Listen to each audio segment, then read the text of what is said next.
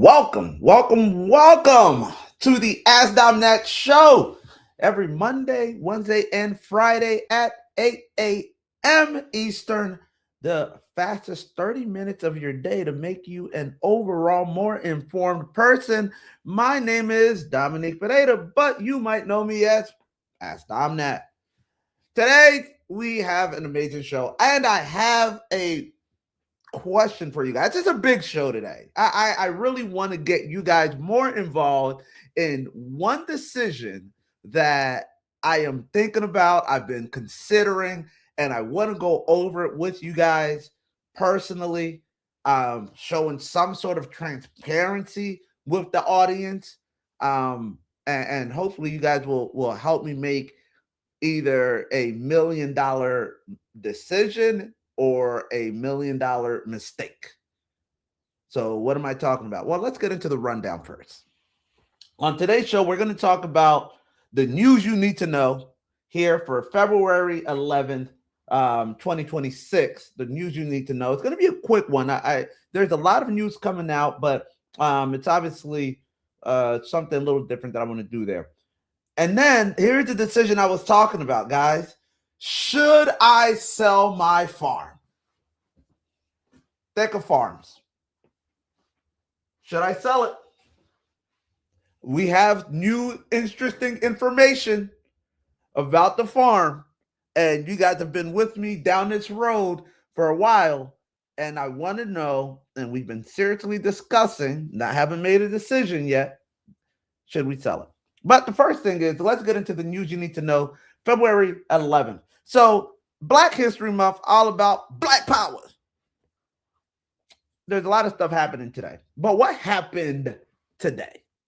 What happened? Well, back in 1990, on this day, Nelson Mandela, anti-apartheid revolutionary and activist, was released from prison after serving 27 years in a South African prison. Talk about dedication to a goal. Talk about conviction. Serving 27 years for something that you believe in is no easy feat. And you have to appreciate the sacrifices that others have made to pave the way for you. Regardless if that was an ocean away, a city away, or a door away. There are people with conviction, with gusto, that have put their lives on the line to advance society, to advance the dialogue. Nelson Mandela is certainly one of those figures. If you don't know his story, I implore you to go in and read on it. It's okay not to know something if you were never taught it. It is not okay not to know because of sheer ignorance, willful ignorance. Nelson Mandela, after getting out of prison in 1990, February 11th, 1990, went on to serve as the president of South Africa, the same system and country that imprisoned him 4 years later. He went on to serve as the president 4 years later. Let me clarify that. So the glow up, as one would say, is spectacular. You go from being the captive to being the captain. I'm the captain now. So shout out to Nelson Mandela. Hope you enjoyed his freedom and then everything that came with it later on. But definitely an influential figure in the Black community, in the African community. And so shout out to Nelson Mandela. What else happened today?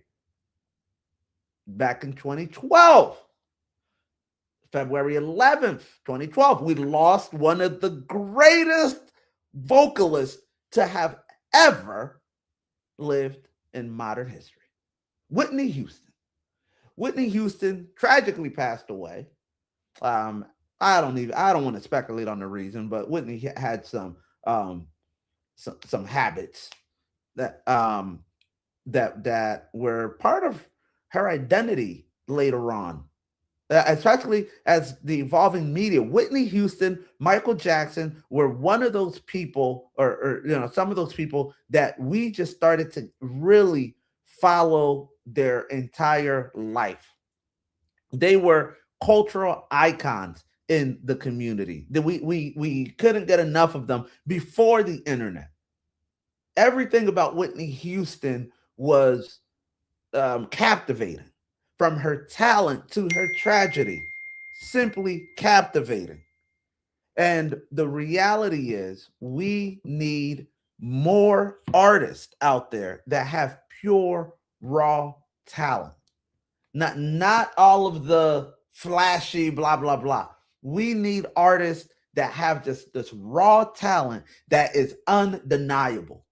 It shows the greatness of what humanity can be from its purest form when you just say, my body, my voice, my that this is if musical talent was a skill, she would be a 5, 6, 7-time world champion with over 240 million records sold worldwide. Whitney Houston was one of the greatest vocalists that have ever lived. So shout out to Whitney Houston. Know a little bit of history, guys. Know a little bit about the paths that paved the way for where you're at today. But that's the news you need to know. What's next for today? This. Look at this. Should I sell my farm? Should I sell Teca Farms? For those of you who don't know, I have a 400-acre property in central New Jersey. I've had this property now for 2.5, maybe 3 years, going on 3 years. It's been the longest 2.5 years of my life. It's been rife with pain and pleasure, joy and pain. So what's going on? Hold on 1 second. Somebody's texting me. I guess they're watching. But the reality is, I don't know that I want to keep the farm anymore.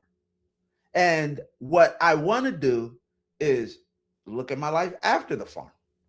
I've always thought I was going to keep the farm for a long time, but here's some of the activities I've been doing on this farm.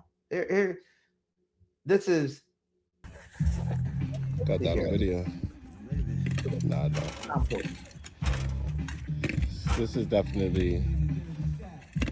This is me raking in some compost, making some rows, and really working out how to work the dirt, learning a lot about no-till practices. Let's go to the next one. I think.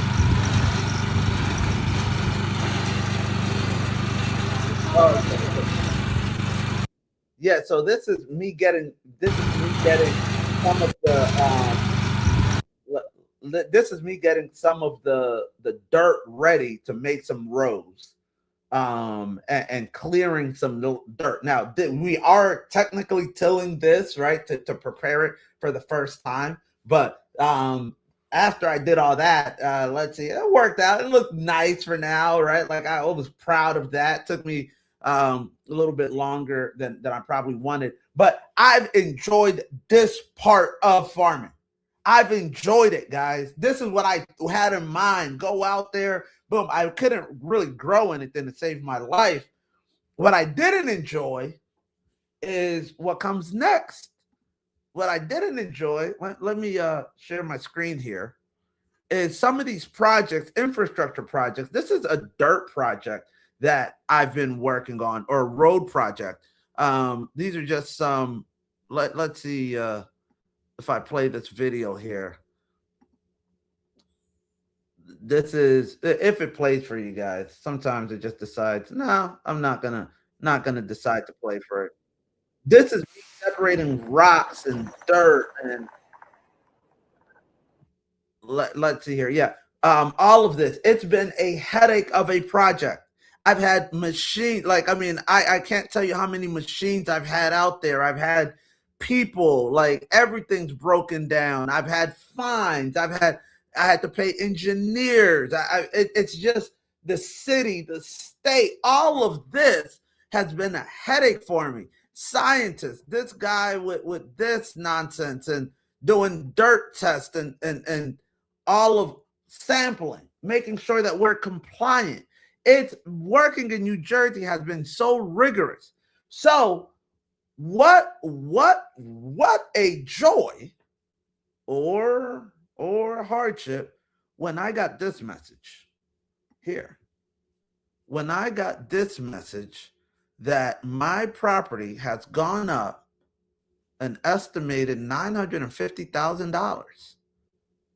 Let me zoom in for y'all. My property has gone up an estimated $951,000 since I bought it back in 2023.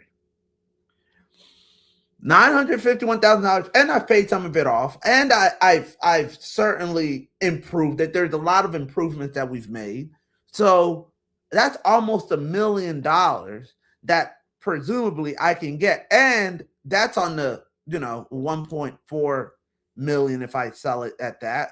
Redfin at least is telling me I can get it at 1.4 or I can sell it between 1.4 and 1.7. Should I sell my farm and make an extra $1 million? I want to let you guys tell me. If it was you, would you sell this farm? If you're looking at possibly making $1 million profit after a couple years of a project, would you sell the farm? Now, here's where I'm looking at it, how I'm looking at it. On one hand, I enjoy the thought of farming. On one hand, I enjoy the romanticism of growing your own food, of knowing what you're eating, of owning land and ownership. I've been such a steward of ownership and really driving the message that we need to own more stuff. And we need to be able to control our own narrative. So if I've been really pushing that, now I'm getting a financial incentive to go and say, well, you know what? Matter of fact, maybe I don't need to own. Just give me an extra million, 1.4 million, and I'll shut up. Is my price 1.4 million, guys? Certainly 1.7 will be crazy. I don't know because there's been such a headache. People have been so against me there in a lot of ways with regulations, with everything. What's the point of keeping going? But, and then on the other side, when I look at some of my neighbors, when I look at some people who've been in farming for a long time, I sometimes say, dang, it's crazy how they have generations into it. They're telling me that their grandfather started and then their dad did it and then their blah, blah, blah. What if their grandfather had sold? If I wanted that for me, if I would have wished that maybe in our communities, our grandfathers had the opportunity to hold on to some of this property. If our grandfather, well, aren't I that generation? Am I not the change that I want to see in this world? That I have to forego the 1.4 million today so that the next generation has an opportunity to build on it and accumulate more wealth? Or should I just take my money? I want to know. Should I just take my money? I guess the real question is, what's the purpose of the farm? Monetary gain or something else? The equity in the property will increase undoubtedly. The purpose of the farm is still undetermined. I don't know. I bought it as a real estate play. Thank you, Mr. Fireball 619. Thank you. It's about the integrated system. It's about the ethics and integrity regarding food and all the things that land can offer. You've got space which can lead to places where people can come. Next. Okay, that's it. But yes, I absolutely agree. So here's why I wouldn't sell it. Because I bought the dream. I bought the vision. And I've spent a bunch of money into it already. But let me give you what the first thing. Share my screen. I bought the vision of this guy here JM Fortier out of Canada. He has a small farm, but they do no-till, just amazing content. I watch all his stuff. The Market Gardener, shout out to them. They really know their stuff, and they're in Canada. It's cold, and he's talking about making 300,000 on just 2 acres, and he shows how to do it. So I'm thinking to myself, of course I have 400. Of course I can make 300 grand with that. I haven't made 10% of that. I'll tell you that. It's a lot harder than it looks. And part of that is when I try to start one thing, there's always something breaking. I wish I could show you how my tractors look right now. And there's always a machine breaking. There's always an animal dying. There's always a city complaining. There's always something. I can't even focus in on the things that need to be done. But when I started, before I bought the farm, remember I had my goats and all that. Before I bought it, I watched these videos and I'm thinking to myself, this guy's showing how he can make 200, 300,000. Even if I make 100,000 on the property, at least it can pay for itself. Maybe I only need to make a little bit more. Actually, realistically, I need to make, for that thing to pay for itself, I probably need to make about 150,000 a year. So if I can make 300,000, then it pays for itself, and I get now it becomes profitable. But and then I'm thinking, okay, maybe I won't make just 300,000 on the small plot, right? You saw me towing that. When I started, that's because I watched this video. I wish I had some videos of how it ended up, because it no bueno. I'll tell you that, no bueno. But okay, so I watched this. And then I watched Cody Sanchez. Let me see here. This video of Cody Sanchez on how she's making. Let me see if I play some of the math here, where she's talking about making about $19,000 or something, or investing $19,000, and she's going to be buying tents. She's going to be buying tents to put on her, this is her revenue model here. She's going to buy tents to put on her vacant land, and people are going to rent out the vacant land, right? Like not charging $150 per night, 50% occupancy. So on 30 days, right? She's already showing what she's going to be gaining. Monthly revenue, $4,500 per month. I'm thinking, okay, $4,500 per month. I can do this.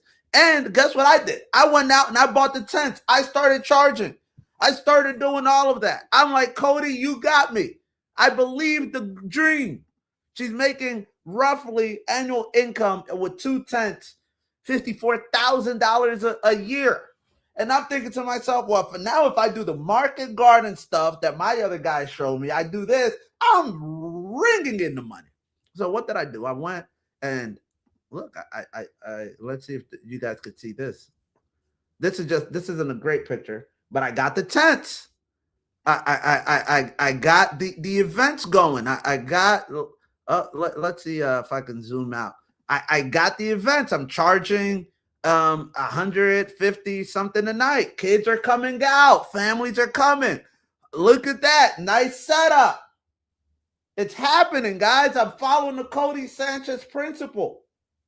But it definitely, what she did not talk about was snow.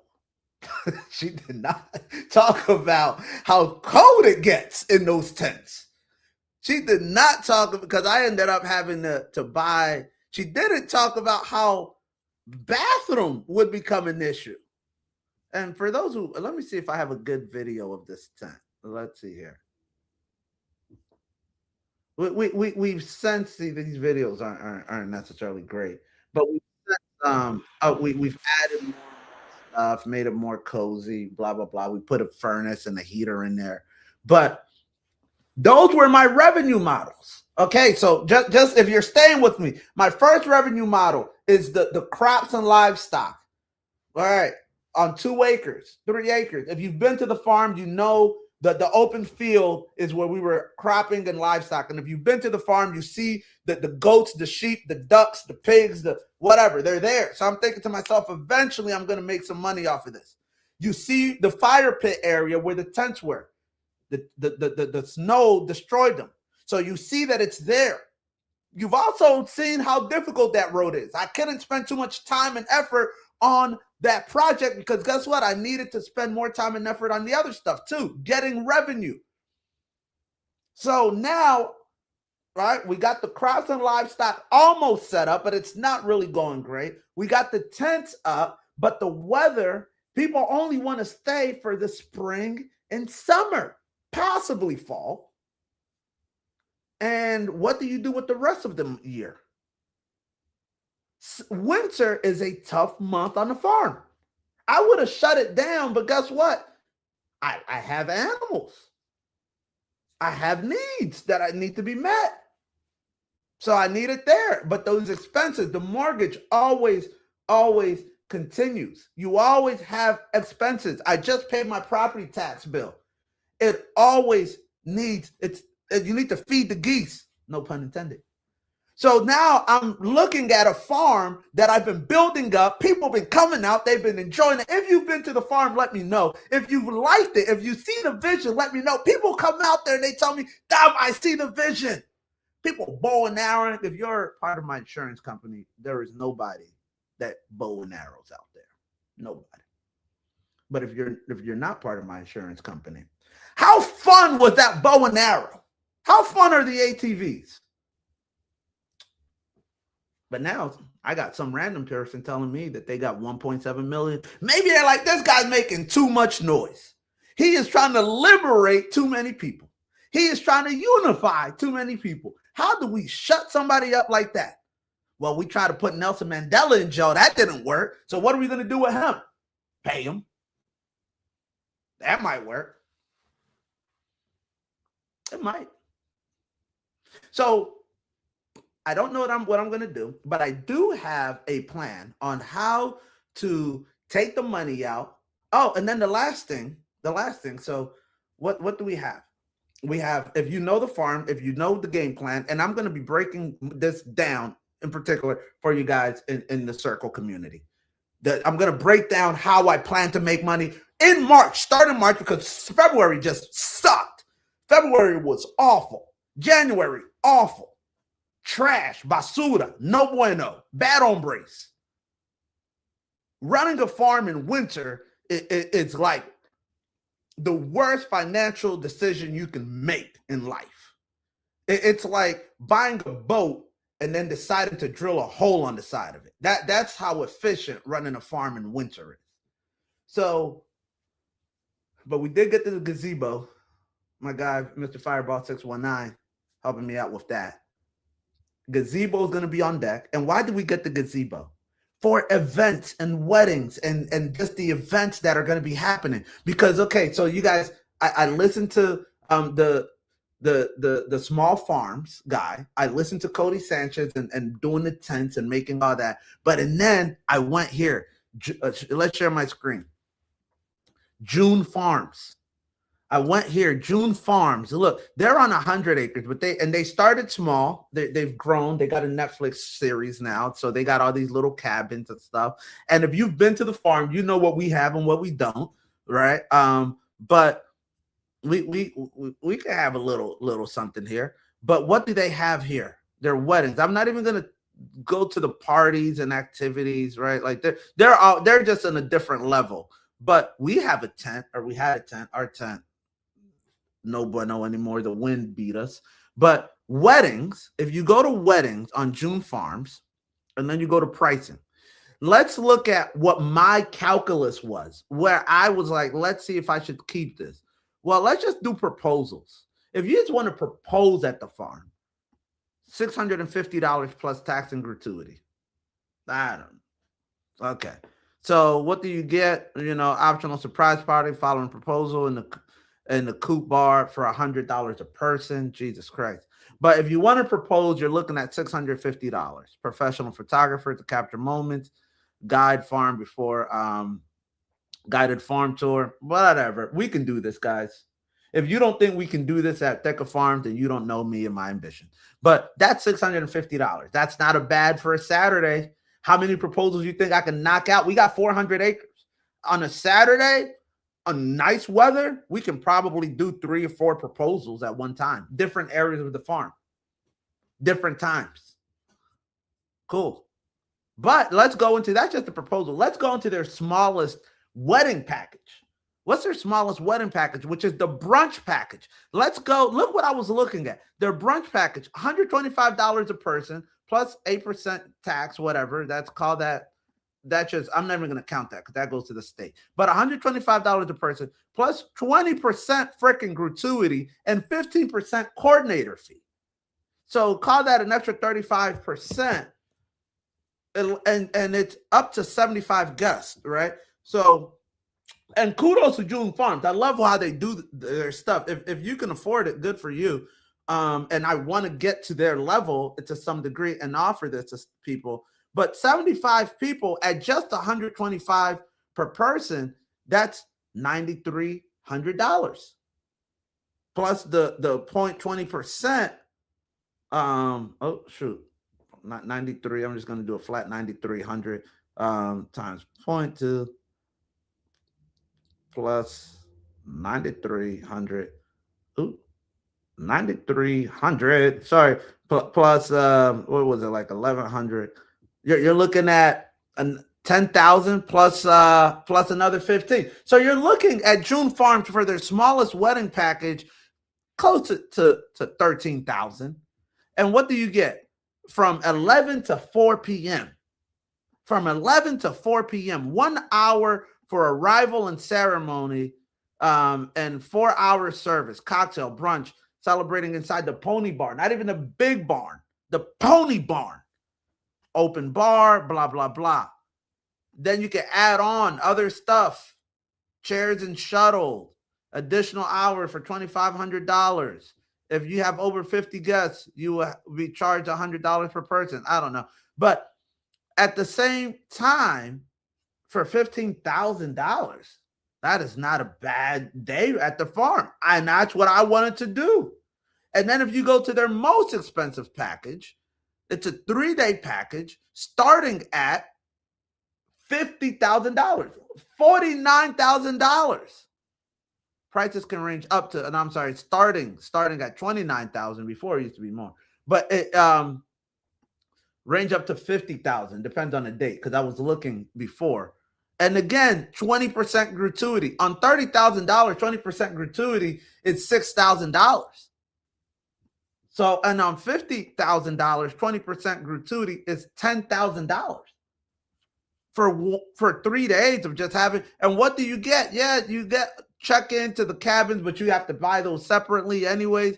You don't really get crazy amount. You get the use of the sailcloth, the rustic chic table chairs, blah, blah, blah, all stuff that we have. So I'm thinking to myself, if I could just do 2 or 3 weddings a year, for Jesus' sake, I'll be good. Give me some of that June Farms money and I don't got to sell this farm. But guess what? It's for 150 guests. It's me, Nelson, Yonelkis, 4 or 5 other people. And then we still got room for like 145 more. Easy. And I don't got to sell the farm. But boy, oh boy, when we put events together, it was difficult. Parking is difficult. Weather is difficult. Everything's difficult. Everything was difficult. It is not a free $100 or it's not a free $50,000 event. And we certainly had nowhere near 150 people. So it's been difficult. It's been difficult to try to conceive how we're ever going to get to this level. But that was my vision. That's why I am a dreamer. I tell myself, if I can do X, Y, and Z, this farm is going to be worth way more than $1 million. 1.4 to be exact. I don't know if you're going to plan to make an offer. If you're coming and making me an offer for the farm, let it not be less than 1.4. I might call this show the 1.4 million show. Forget Ask Dom that 1.4. As a matter of fact, that's now. If you want to make an offer at the farm, do it now before spring comes. Because I'm taxing people in spring when we're having the events, when everything is flush, when everything, I have food for the animals, I have my expenses are down. 1.4 is no longer on the table. It's going to have to go up. But that has been my vision and goal, to put enterprises together, to put revenue generating aspects of the farm so that it can be completely self-sustaining as the first goal, and then become very profitable in the second goal. But for me, goes back to the question, what is the point of the farm? If it is a money market or money generating opportunity, then I just skipped the first part and I'm already at the second part, profitable. So why not just take that? Why? I'm like, oh, okay, do it.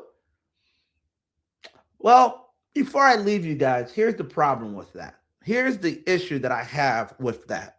With somebody writing me a $1.4 million check for my farm right now, presumably 1.7 million during springtime. If you come to me in spring, please bring a check for 1.7 million. 1.4 was winter prices. $1.7 million. And let's see if we can pull up a picture of that lake. Of the lake. I just want to like, let's see. I don't even know if I have a picture of the lake, guys, but that's the most, it's $1 million view. That's your lake. It's my lake, technically. Here's the problem.